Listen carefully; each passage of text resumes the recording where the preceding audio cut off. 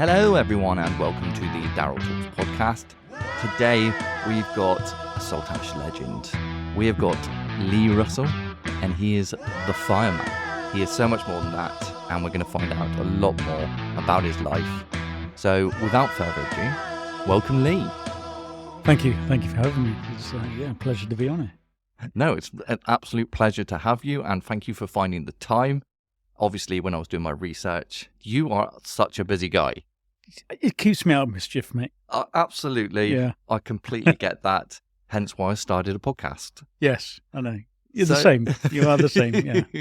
So before we start, I just want to go through a couple of icebreaker questions. Let's go for it. So first question is, if you could have dinner or spend a day with 3 famous people, who would they be?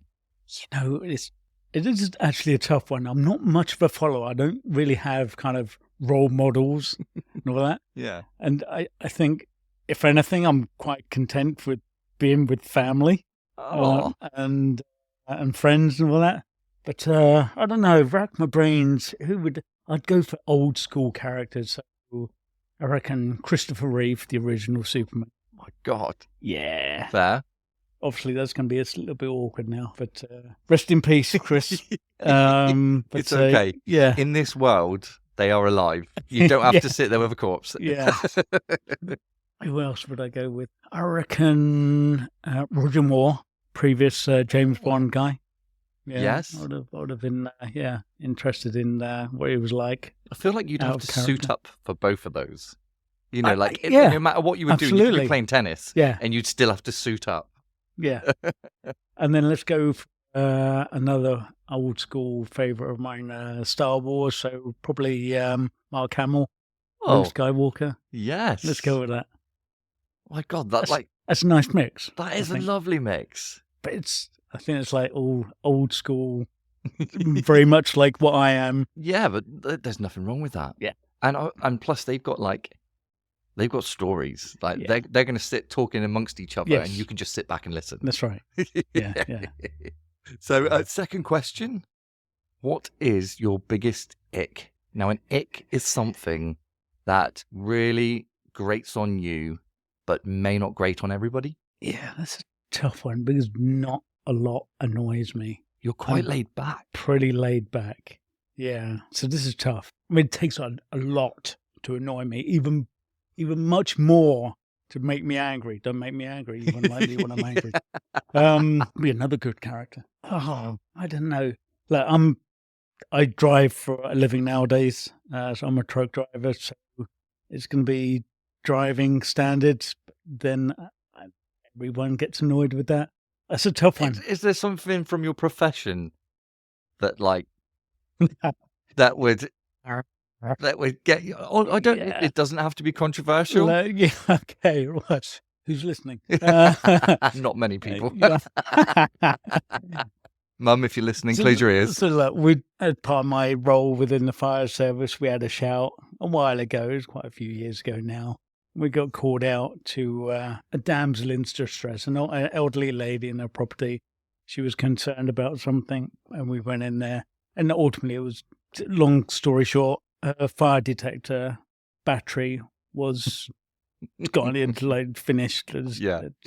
Past shelf life. So we got called out to replace her 9-volt battery and her smoke alarm. No way. Yeah. So little things like that. As much as you want to be really nice, it's all right. There's no problem.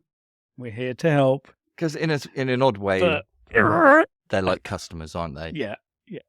And she was an elderly lady, and we were like, oh, okay, it's fine. It's all right. So this is going to be probably the hardest question. How many firefighters did it take to change a smoke alarm? We're a crew of 6. One holding the chair. One supervising, one fitting the battery, You had an auditor there. and that's right, we're communicating with each other, one's on the radio, and you know what it's like. You can just imagine it, can't you? Absolutely. So petty things like that we get called out to. It's when something else could be going on that's more severe. Of course. So third and final question if you could spend 24 hours as a fictional character, which character would it be? What sort of chaos would you cause? Again, I'm going to go old school, mate. It's do you remember the little cartoon, Mr. Ben? Yeah. Do you remember that? Yeah, when he yeah, went yeah. into like a closet or a clothes shop, and then he went and tried different outfits on, Yeah, yeah. and he became that person cool. for the day. So, So I you don't know, thought- it'd be like a knight or something like that, or go and be a chef or whatever. Mm, Yeah. A fireman. So you would, yes, you would like mix it up basically. Yeah, that'd be good. And that's not the guy on the rice. Is that No, not Uncle Ben's. Uncle Ben? No, Sorry, no, I not got no, confused. It's I didn't know whether it's a 70s cartoon, mate. It's he used to just go into the shop, grab an outfit, go into the changing area, get into this uniform, and then go and perform that role No way. for the day. And that's what I do. But yeah, mix it up a little bit, try a few things. Right. So there is a fourth question now. So what would be the things? What would be the outfits that you would try on? Oh, High heels. Yeah. That is what came to mind. Yeah, it's very odd because that was why. We're thinking alike. That's dangerous. Let's go with spaceman. Go out to space. Yes. Become an astronaut for the day. Awesome. Oh, thank you. No problem. So let's get into it. Obviously, we've got you on because you are the fireman. Wow, I do my best, mate. But let's go back a little bit. And I did a little bit of research on you. Mm-hmm. So you went to boarding school. I did. Yeah. How was that? Actually, really good. Yeah, I loved the time in boarding school. So it was senior school up until there's 85 to 18 or 84 to 89. So, And where was this? back in the day in Hertfordshire? Oh, okay. It was a private boarding school. Yes. Yes. Yeah, It did me no good, but had a great time. We were spoiled there. We had our dormitories, and we went to theatre and all really? sorts. Yeah, every sort of sports facility there was there. It Did was you a have good a place. funny little get-up? We had blazers and, okay. and everything. Yeah, What about hats? no hats. Oh, No. I don't know why I'm picturing Madeline. Like No, that's we were fortunate not to have hats, but yeah, it was a mixed school. Oh, it was mixed. Yeah. So that throws in some. Yeah. How does that work in Yeah. boarding? Yeah. Were Well, you separated in dormitories? yes. Yeah. Well, yeah. Same building? Yeah, we were. Sometimes they were joined, but you'd have like a locked door in between. And Oh, okay. not that stopped. And so how much. old were you? I was going to say, how old were you? So I was senior age. So I don't know, 13 to 17, 16, 17. So arguably, like, the time when you were Yeah, getting to know things. what it's all about. And there is only a locked door between you. Mm-hmm. Oh, wow. Yeah. Yeah. Yeah. And how long did you stay there before, like, coming home? So Is it like term? my parents lived away in Saudi Arabia, so that's why I was at boarding school. So I was there quite a lot of time. Yeah. Went home every now and then with gran or nan, and then for like summer holidays, flying out to Saudi Arabia to with parents. Yeah. Because that's a place in itself, isn't it? Yeah. Like I said, being in a posh boarding school didn't really help me. If I'd spent more time studying the subjects rather than studying girls, might be in a better place. So from boarding school, where did you go next then? Shortly afterwards, it was the Navy. Yeah. So I spent a year in Civvy Street. Yeah. Just had a job at B-Jams. What's B-Jams? B-Jam is now Iceland. Oh, This is how old I am, mate. because B-Jams, it sounded like a dodgy name. Yeah, I know. But yeah, actually, that's probably why they changed it. Yeah. Oh, yeah. So yeah, did a little bit of retail work, about, and then joined the Navy. What did you do in the Navy? So I was a stores accountant. What does that mean? It's logistics stuff. So I kind of... See, that doesn't so stores accountant. No. Makes it sound like you were counting how many tubs were left in tubs of chocolate were left in the submarine or something. Well, no, it actually wasn't that exciting. We did. We get to we look after all the stores, so kind of all the equipment for like the machine guns and kind of the missile systems and basically everything on the ship. Yeah, and you were above water. Yes, yeah, no, I didn't go below. No, I had a Submariner on, and it just sounded like it stank. It didn't appeal. No. Not to any of the senses. No. Oh, so did you travel? Mostly Europe. Yeah. Went to Bosnia, the conflict. The war. We were on deployment there for 6 months. The trip out there, Gibraltar, that was dangerous. There's a story there. There is a story there. Go on. Gib, first time for me at Gibraltar. You kind of the new on board, and the mess of all the guys down the mess kind of take you out, and you just got to get absolutely hammered. Is there initiations? Yeah, of course there is. Yeah, all sorts. But so Gib was our first stop on the way out to the Adriatic. We started early and finished very, very late. And I remember, the flashbacks I have, remember falling out of some disco or whatever it was. Yeah. Who knows? And then crawling along the road somewhere, and then I climbed up some barrels and looked over this gate, saw some dogs barking. I fell back down, eventually got up, and then kind of figured I had to get back to the ship. And ships are pretty easy to find, actually. You just find the water and then walk along the coast a little bit more, and then there it is. And how long did you do in the Navy? 7 years. 7 years in total, yeah. And did you decide to leave just because you were done? Yeah, no, not necessarily. So I started to settle down. So I found my love. And so you thought, I can't be away anymore. Yeah, there would have been a tough one. Yeah, I couldn't have done that. Knowing what I know from my parents being away and being at boarding school, and I couldn't really do that. So yeah, I do know a lot of people who have either been in the military and come out because of that reason. Yeah. Or people who are planning, I don't think I could be in this job, because that's the downside to it. I enjoyed it. Some people but then other people say that's the benefit of it. you know, so yeah.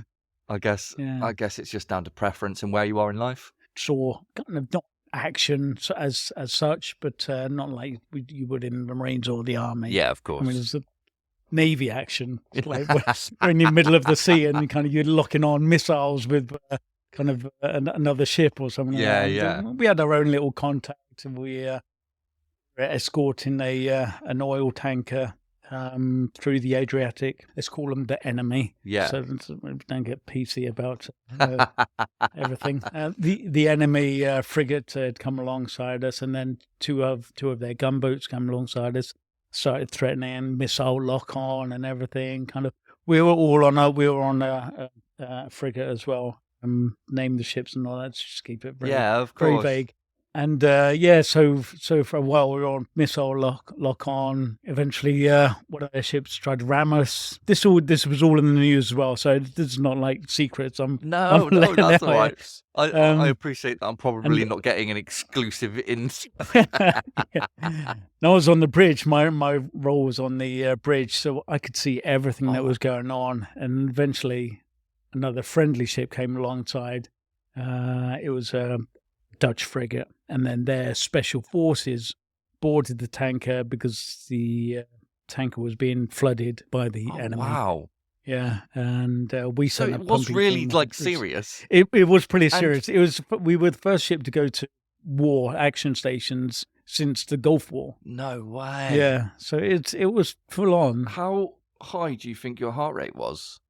Well, I'd already been up a watch already, and Oh, so okay. this is my off watch. I was meant to be asleep. So Oh, you really low then. yeah, You've been tuned out. What? that's like standing up and asleep. No, there was too much going on. It was Oh, but it was weird. yes, Like I can't. yeah, when you can actually visually see the barrel of the ship that's parallel to you, pointing at you, and you're like, Oh, okay, this could get interesting. I struggle with understanding the here or not here, as in like Yeah. life and death thing. Yeah. And if you're staring down a barrel, I imagine it like Yeah. literally in seconds you could not be there anymore. And I can't get my I head around literally that. spotted out the window, and I shouted over to the officer of the watch and said, "Sir, is he pointing his gun at us?" Yes, S.A. Russell. Thank you for that. Oh, okay. Yeah, it's all right. Just checking. You know. All right. Let's carry on. Just wanted to make sure. That was an interesting day. I once did a zombie apocalypse in like a old air hangar. Oh, yeah, I know. Very similar to what you've been through. Yeah. It was all in like pitch black, and like the zombies would come out and just like grab you, and they're all ex-Marines. They were like proper scrapping with you, and there was a photographer going around. Every single photo, I'm smiling whilst like with a baton hitting, but I'm like, there's this big smile on my face. All right. I'm And suddenly concerned. Yeah, no, not even I was concerned. I must have been enjoying myself. I Brilliant. thought it was in darkness. I didn't realise there was like a camera going around. Yeah. But yeah, so that is literally the closest to action that I've ever got. On the flip side of that, I know when we're doing like a replenishment at sea with another ship alongside, and you see dolphins popping up in front of the ship and kind of just swimming alongside us, and then we also saw a volcano erupting. It's quite magical to be at sea. So there's like yin and yang, almost. Yeah. There's you have good times. Do you miss it at all? Yeah, like any employment, you miss the good bits. Yeah, of course. Yeah, but the long stints, the long shifts, and stood there on the bridge, cleaning the ship. Exactly. Yeah. Do you think it was easier going into the military from boarding school? I think so. Because I had that it's all about independence structure and kind of bit discipline. Yeah, discipline. That's what I was trying to think of. So in boarding school we used to clean our dormitories, our house, and then have inspections in the mornings. We had like uniform inspection, so I was very much used to that. I did my own ironing. So transitioning into the Navy was. I can't even do that now. I'm 35. Yeah. Do you make your bed when you get up in the morning? Well, because I share a bed with my wife. It would be rude if she was still in bed. Start tucking her in. Like, what are you doing? I'm just making the bed, dear. Yeah. Sorry, habits. Carry on. Fair enough. But would you? Do you think? Oh, absolutely. Yeah. You got to have a tidy bed. No, I am a very tidy person. Are you? A little bit OCD. Everything's got to be in its place, and there's a place for everything. Yeah, it's called tidying. So you came out of the Navy. Yeah, enjoyed my time there. Enjoyed the crew. And we still have reunions and all that. Oh, are you still in touch with? Yeah. Are you still in touch with anybody from boarding school? No, but I would like to. Oh, would you? Yeah. But it's all pre-Facebook and social media, so it's hard to kind of get in contact nowadays unless you kind of know exactly where they lived and kind of remember their full names and everything. So, of course, so it's a lot under. Yeah. I've managed to find a couple. But, I was going to say, I'd be surprised that there wasn't any like groups as such. Perhaps if I put some effort into it, I might be able to. You're a busy man. All right. Thank you, mate. Stick to saving lives for a bit, okay? Yeah. Let's keep doing that for a while. So like, how did you come out of the Navy? How does that work? So you just hand your notice in. Much like that. I mean, it takes a year and a half. It's not like... I was going to say, mine was 2 weeks. Yeah, no, it's not like that, no. So there's a little bit of time. It gives you time to kind of think about things and whether it's the right choice and career path, etc. But is it like now? Was it the same back then, where they do give you quite a bit of support into or do they just kick you off the boat and then you like, and then say, give us your boots back? You do a couple of courses before you go out. Yeah. And I did mine on computers. That didn't help really. I'm still shit at them. A bit of car mechanics, still shit at that. So no, not really. Yeah. In truth, no. Fair enough. Right, So, did you know what you wanted to do? No. When I came out, no, not entirely. No. So I kind of relied on my my logistical skill set. And, Nice. And I've actually managed to fall back on that quite a few times throughout my career. Have you? Yeah. Yeah. So the Navy, in a sort of odd way, helped. It does, yeah. But it sets you up for life. It does, yeah. And it gives you structure and discipline and teach you to be independent and kind of think for yourself and think outside the box and all these extra good qualities and skills you learn through your career. Do you have an opinion on military service? I don't have to put this in, but Yeah, no, that's fine. Yeah. I mean, I would encourage anyone to do a period of time in the military. I think there should be an age limit. Because yeah, if I got called up now, honestly, I will use somebody else as a shield. Right. Yes. Yeah. That's and that's me being absolutely pathetic, not trying to be a hero and get home to my family. That's me just trying to survive. So there's lots of different roles you can go into. Yeah. Well, like, do they need cheering up? I'm quite good at cheering people up. Hugs. Love a hug. This is it. Yeah. But yeah, I always think, like, when I was like 18, how would I have coped in there? What would I have like? Because I've been mollycoddled my entire life. Right. We've had very opposite upbringing. Yeah, don't even think about it then. Yeah, exactly. Like, for a start, my mum and nan, they would be out with me. Right. Yeah. And if anybody's shooting, they'd be right out there. Handbags. Yeah. So what happened next then? So it was the leisure centre for me. Which is where I first remember you. Right. Yes. So I managed to progress quite well through from being a casual lifeguard, full-time lifeguard, fitness instructor, duty manager, and then centre manager. Really? I did all right. No way. How long were you there? I was there for 13 years. Yeah. No way. Do you still like have feelings for the place? Yeah, I loved my time there. The reason I asked that is because obviously it's gone through some right old struggles of late. It's but I mean, even in my time, I think we changed organisations probably about 4 times. What's the struggle with it? Is it the funding to keep it going? It is. Is there not enough people going there, or bit of both? Yeah. I mean, swim pools are really expensive to run. They don't really make any money. The leisure centres will make the money through their memberships, which if they've got gyms and stuff. So that's one inside Jack's. There was no chance of having a swimming pool there. Just like what made you make that jump then? So that's ballsy.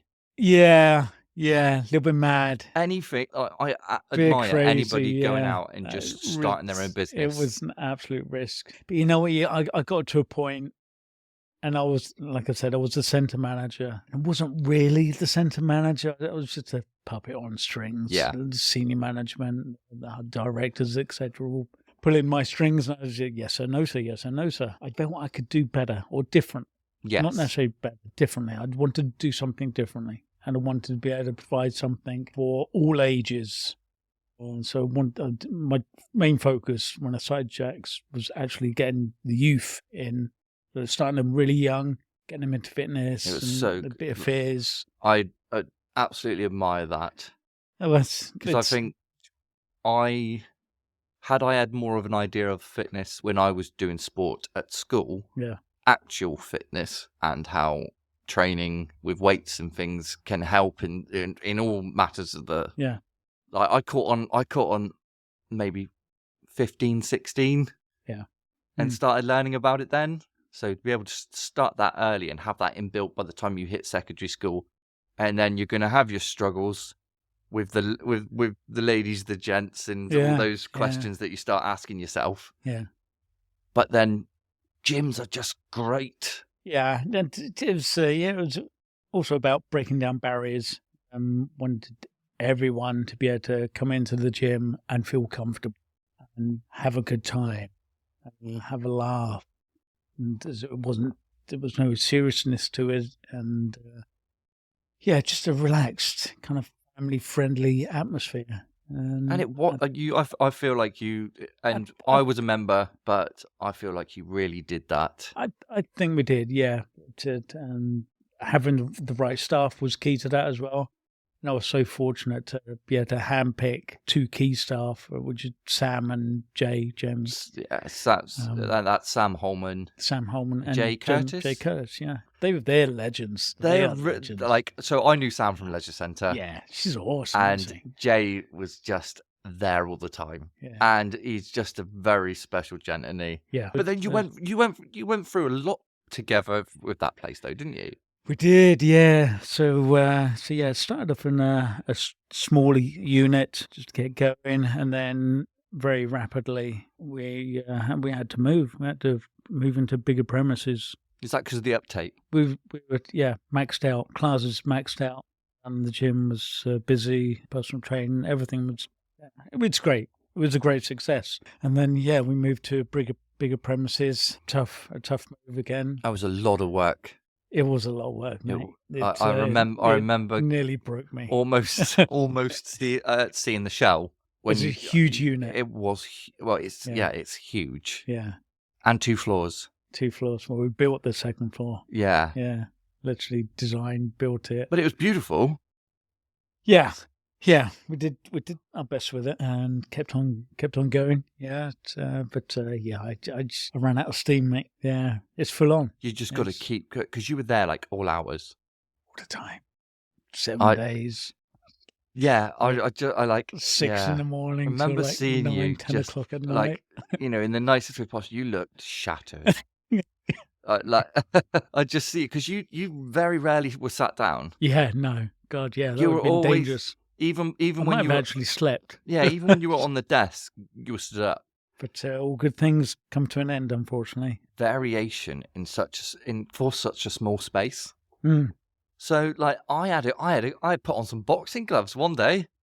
Yeah, I remember asking you, how come when I'm punching the bag, my thumb keeps basically breaking? Yeah, you had it on the inside, didn't you? Yeah. Yeah. And that hurts. Oh my Lord. So I reckon 2 or 3 times I'm there I'm giving it absolute welly. Yeah. I don't know who I was seeing, but they would have yeah. They were having it. Yeah. And I could to find out at the age of about 30 that I couldn't punch. I don't know how to punch. That's funny. I was happy to show you. I'm sure it's a common mistake. Yeah. I've seen for preteens. Yeah. But did you have a little boxing background? Yes. Yeah. Did you have a little dabble? So that was that, and I excelled at boxing and look at me. I excelled. At boxing. Yes. See, look, it's not an interview. This is a chat. All right. During the Navy, I boxed. No way. Became the light middleweight champion in the Navy. So.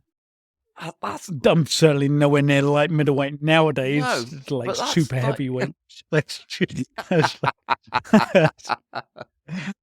how I feel as well. So I'm with you on that. I was still firefighting then. So yeah. Oh, were you? Yeah. So I joined the service. When did that start? I joined the service when I was still at the Leisure Centre as a fitness instructor. No way. Yeah. 2004. So 20 years. Yeah. Yeah. Oh, is that? That was my. Sorry. Yeah, no, that was my 20-year celebration. I did. But I didn't know how it worked. Tell us briefly what you did for your 20th, so, rather than have a party. I know that would have been the simplest thing to do. Just go down the pub, or exactly, go for a meal, and No, I decided to walk 20 miles in full fire kit and breathing apparatus across the Tamar Bridge. 20 miles. And the weather was absolutely horrendous. Horrendous. It was shocking. But you did it. God, yeah. And was it true that you had to do a little bit extra? Oh, mate, yes. How did you find out about that? So we were. So the last stint, the last mile was from the bridge all the way up 4th Street up to the station. And there was some miscalculations. So I literally just got to the road, and you cross the road, and then we're at the station. And then I got told, we've not done it yet. We won't do the 20 miles if we go to the station now. I said, well, the whole point is to do 20 miles. We need to do 20 miles. Right, then we need to go back like another quarter of a mile and then walk back again just to complete it. I was like, you're having a laugh. Seriously? Did you not just want to sack it off and like, look, we just won't post the like Strava or Who'd whatever? know? Yeah. Who would know? No, exactly. There'd be like 2 people. You would know. I said, yeah. So we had to go back, and I said, as long as it's flat, I'm not going up any damn hills. So yeah. Was it tough though? I struggled with it. I actually kind of hit. Was it the cardio or the mind, the bit of both actually, heat? Physically and mentally? Yeah. Because surely you were hot. I was hot. I had to change my kit, but my kit was absolutely saturated, so that added another couple of K onto the weight already. So 2004, you decided to join the fire brigade, Cornwall Fire Brigade. It's now Fire and Rescue Service. Okay. Everyone still calls it the brigade. Yeah, it's funny. Yeah. But how do you join a fire brigade and have a job? So how the service works? So Cornwall have full-time firefighters. Yeah, and also on-call firefighters. On call whole time. They work. That is their primary job. That's what they do.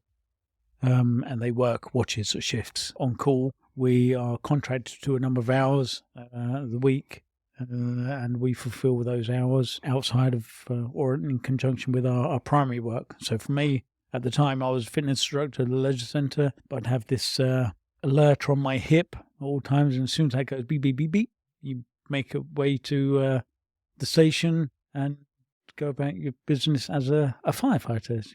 So are there like rules of employment that they've got to let you go? No. So not every employer can let staff go, which is understandable, and times are a little bit harder nowadays. But even outside of your primary work, still do evenings. Let's say, for example, you work 9 till 5, from 5 or 5, 6 onwards up until the morning, and still perform. Is it paid? It is, yeah. Are there voluntary? Like, are there non-paid positions? No, it's not. It's not like the RNLI. Yeah. I mean, it's similar in that respect, that the RNLI crews have their primary jobs and then respond to their alerters. The majority are not paid. It's voluntary. Yeah. Where we are paid. You get an annual retainer and then like an hourly rate for when you go out on the engine. Oh, right. It can be challenging. It can be tough. Yeah. But at the same time, it's very rewarding. It's, I've been doing it for 20 years, so it keeps you humble, I bet. Yeah, it does actually. So, are you now a full-time? No, still on call. Are you? Yeah. So we've got 31 stations in the county, about 5, I think, a whole time. How has it changed since you started to today? The change is slow, but you kind of look in reflection, you kind of, you do recognise. So shouts are fewer, which is great because everybody's being safer, buildings are safer, cars are safer, etc. It's less property fires, and even if there are property fires, normally with smoke detectors and carbon monoxide detectors, etc., allows people to get out of the premises in time. Like I know for like rented properties, that's a legality now. Exactly. Yeah. So all of these things that have come into place over the years have really helped, and that shows with the statistics. What's the most frequent call out you have then? So unfortunately, with detectors, you also get faulty detectors. Yeah. So we do turn out quite a lot of faulty detectors going off, and kind of the signal would then be sent to our control. Our control will send us to go and check the premises with the detector that's sounding. Most of the time, it's just a faulty detector. Yeah, Yeah. But I guess it's better to be safe than sorry, isn't it? Exactly, yeah. You never know. I mean, But I it does guess, happen. yeah, again, that's the downside to that, because if they weren't there, they wouldn't have called you out. Exactly, yeah. And there are times when crews have been called out to a faulty detector, but it's actually not been a faulty detector. It's been a real fire. Wow. So you just don't know. You can't call it. You can't. Yeah, I was going to say, you can't really. Yeah. Can't really chance it, can you? No. And what about car accidents and stuff? Yeah. Is that more frequent because there's more cars on the road? Not as much. No. Not as much. No. So, Really? yeah. So I'm really shocked at that. I know. Yeah. It's. I mean, we still get our fair share on the A38 and the surrounding areas, but not as much. No. I can remember the early days, it was pretty frequent, like weekly. And now it's much less than that. Much less, and less fatalities. Still one more than there needs to be. Yeah, of course. So have you got any sort of memorable things that have affected you? Yeah. Yeah, kind of a few spring to mind. One in particular that emotionally affected me. It's one that kind of stands out, really. Probably the only one that's really made me cry, but not actually on the job. It was like the next day. So we'd been called out to a road traffic collision. It was a single vehicle. An elderly gentleman had a cardiac arrest. And we attended. Members of public had already got him out of the car. So he'd crashed his car and no signs of life. So we started CPR. And as a crew, there was no ambulance at the time. As a crew, we were basically taking it in turns to do CPR on this guy. Just you keep going. One of the rules of CPR, you keep going until you're kind of relieved or doctor pronounced them dead or whatever. Kept on going in the hope that we could revive him. We didn't have defib at the time, so it was just CPR, and that was it. And we were taking it in turns. Absolutely knackered, but you keep on going because it's exhausting. I don't know if you've done it before.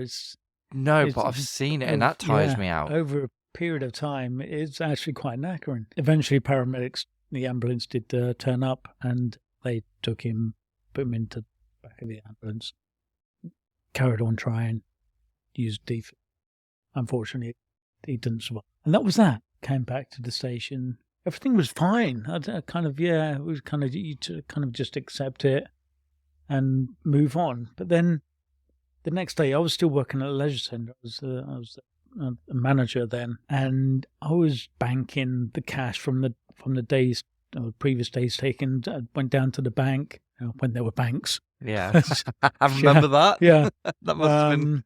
And I was stood in the queue, and the elderly lady in front of me with, I'm assuming her daughter, said, I got a little bit eavesdropping. I could hear her, and she said, I need to freeze my account or cancel my account or something like that.